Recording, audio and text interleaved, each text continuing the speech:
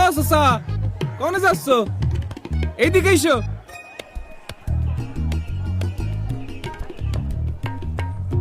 এইটা দেখে এমবা করছো? না মানে দেখতে জানি কেমন লাগতেছে।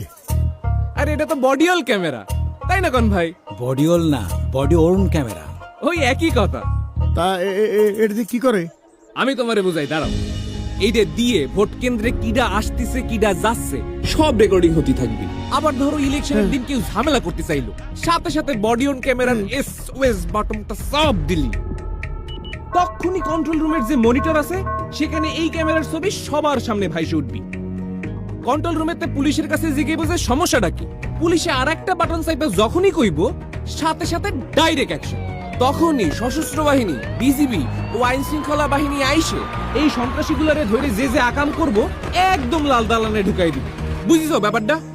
মানে আগের মতো কেউ আকাম করে পার পাবি না। চাচা, আগের দিন কি আর আছে? আমি ডামিয়ার লাইলাতুল ইলেকশনের দিন শেষ। চলো ভোটটা দিয়ে আসি। চলো চলো।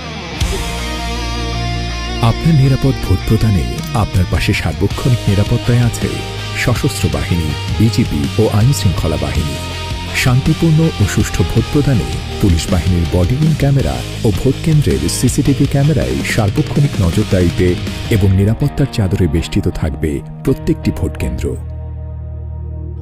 সংসদ নির্বাচন আর গণভোট দুইটার ব্যালট পেপার কি এক লগে দিতেছেন? জি, এই যে।